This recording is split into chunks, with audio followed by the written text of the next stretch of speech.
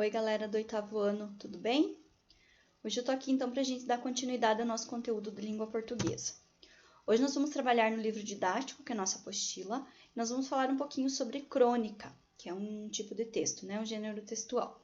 Nós vamos trabalhar então das páginas 51 até a página 57. Não se assustem com o número de páginas, tá? Até porque ele é bastante texto, então por isso o volume, né? Não é tanto conteúdo quanto o volume de páginas aí. Então, o nosso assunto crônica, ele começa lá então na página 51, com o título, dizendo que a crônica é o nosso cotidiano na forma de literatura, ou seja, é uma forma de colocar as coisas que acontecem no dia a dia de uma forma mais poética, vamos dizer assim, né? Que a literatura nada mais é do que uma forma poética de contar alguma coisa, né? Uma forma assim não rígida, vamos dizer assim, como a notícia, que é o paralelo que eles vão fazer, a gente vai fazer aí com uma notícia que tem nas próximas páginas, tá bom? Então, a gente tem aqui a imagem de pessoas em frente a uma banca de jornal, né? E a gente tem uma frase aqui, né? Dizendo assim: a literatura é uma festa, pois, ao induzir a reflexão do sujeito sobre si mesmo e sobre o mundo, promove a afirmação do eu e o encontro do eu com o outro e com a alteridade. Certo? Então, ele traz ali para a gente em vermelho, né? O que é alteridade? É essa interação entre o eu e o outro. É a capacidade de se colocar no lugar do outro com consideração e com ele dialogar, aceitá-lo, né? Parecido com o conceito que a gente está vendo tanto agora, né? Que é a empatia também, né? Tem algumas perguntinhas aqui para que a gente reflita. Vamos festejar? Ler por ler gratuitamente? Ele coloca aqui para que a gente fizesse em grupo, mas pode ser feito individual, como vocês estão em casa, né? Para a gente observar a imagem das pessoas em frente à banca do jornal. Qual poderia ser o objetivo desses leitores clicados? Foi tirada a foto, né? E o que eles ganhariam com isso? Certo? O que eles iriam ganhar com essa leitura, com esse ato de ler, né? Costumamos pensar que o objetivo da leitura de notícias é ler em busca de informações. Será que é sempre assim? Será que sempre se lê notícias em busca apenas de meras informações?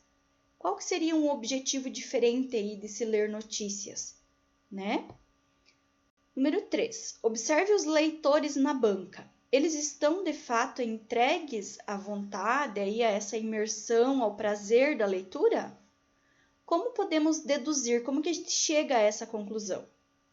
De que forma os textos da banca convidam a leitura, tá? Então, veja que a gente tem vários questionamentos aqui. Se vocês julgarem que não há espaço, né, bem pouco espaço aqui para resolução, vocês podem responder no caderno aí e daí me manda junto com as páginas da apostila, tá? Então, a gente tem na próxima página aqui, dizendo que, dando o título, né, Diário da Crônica e da Notícia. O jornal sempre me fascinou. Mal aprendi a ler, senti-me atraído pela Gazeta de Notícias, que meu pai assinava já há muito tempo. Claro que entendia muito pouco do que estava impresso, mas as gravuras coloridas no papel couché despertavam minha atenção e, para compreender o que elas significavam, fui mergulhando no universo das letras e das palavras. Então, esse trecho ele foi dito pelo Carlos Drummond de Andrade, que é poeta e escritor. Então, tem algumas perguntinhas aqui também para que vocês respondam. Então, vamos lá. A primeira é essa aqui, ó. Como você, assim como o poeta e escritor Carlos Drummond de Andrade, sentia fascínio pelos jornais ou revistas quando estava aprendendo a ler? Então, ele coloca uma pergunta pessoal aí para que cada um de vocês reflitam.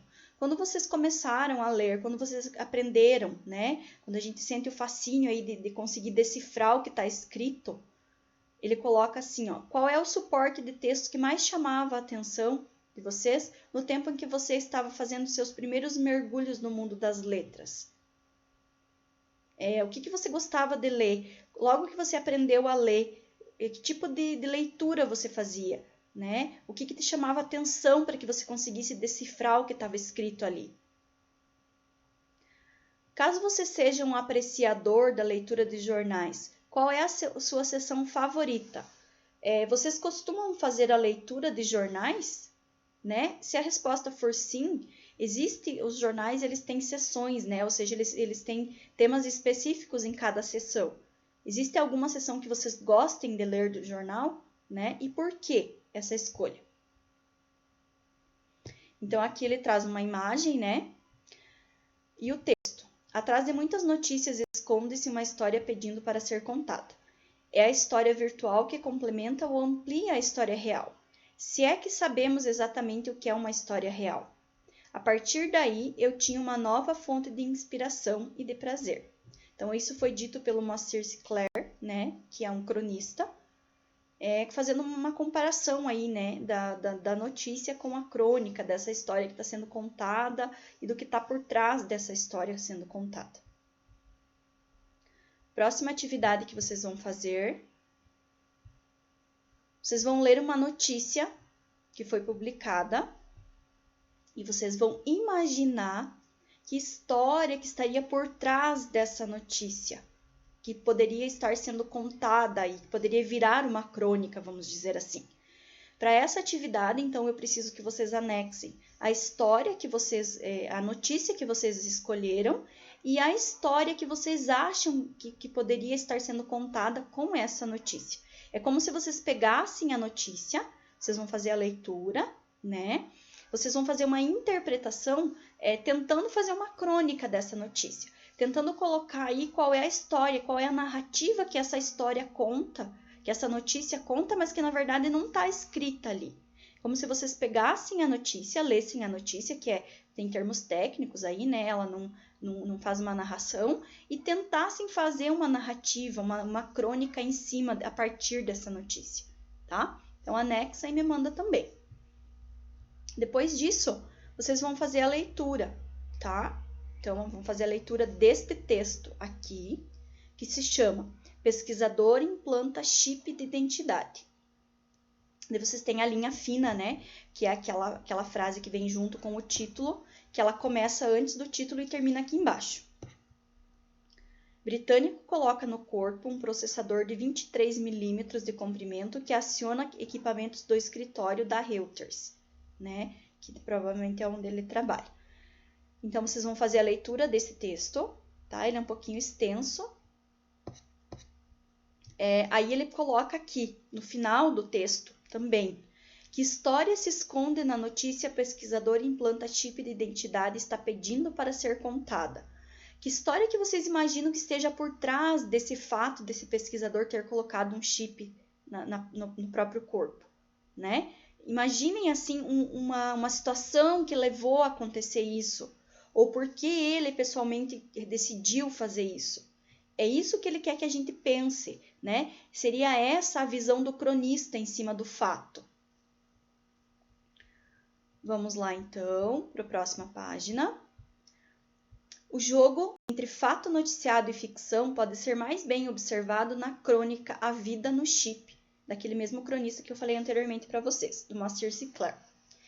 Ele encontra inspiração na notícia para criar uma nova história que complementa ou amplia a história real. Como um chip pode mudar a vida de um cientista? Então agora, depois de ter lido o texto anterior, vocês vão ler a crônica, que tem a ver com esse fato que foi colocado lá no texto anterior.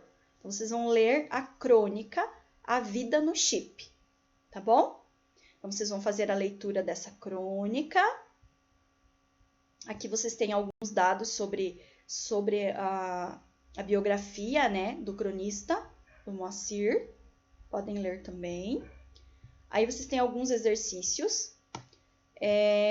No exercício número 1. O texto A Vida no Chip é o quê? Qual das três alternativas? É uma narrativa, é uma notícia ou é um texto de opinião? Quanto ao propósito, qual que é a finalidade desse texto? Tá? Tem algumas alternativas aqui.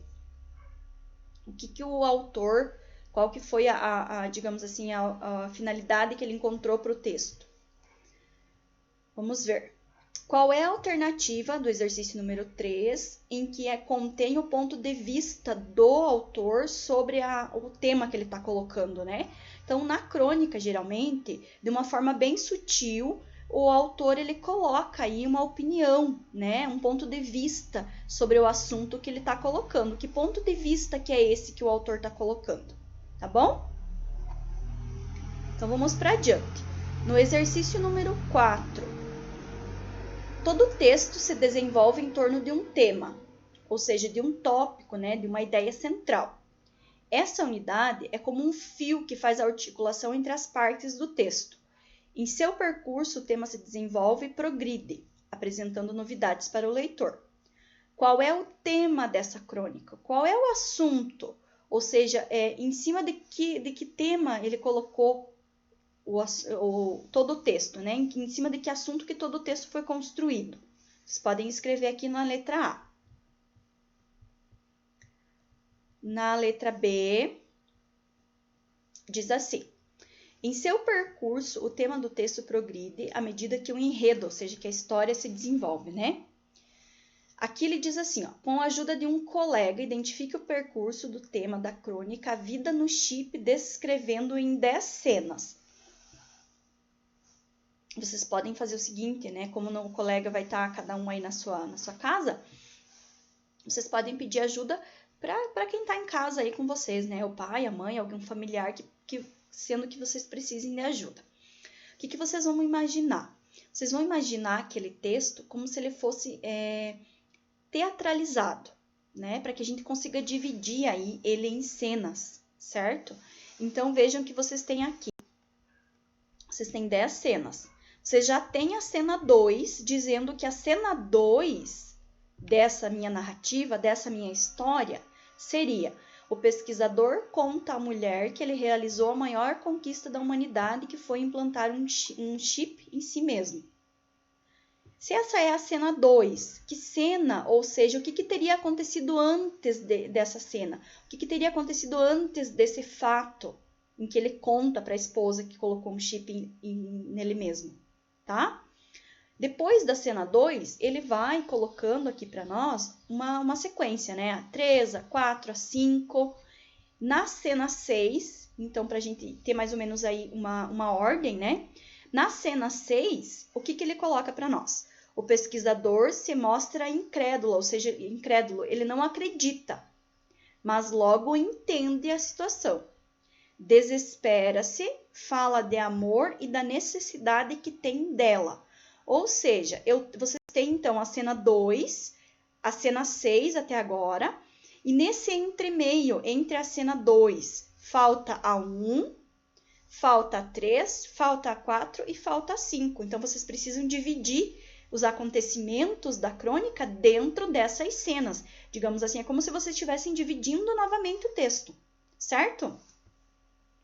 E depois, vocês têm a cena 7, a 8, a 9, e a última cena do nosso texto, da divisão, é que o pesquisador se nega a se desfazer do chip, mostrando que escolheu viver com ele.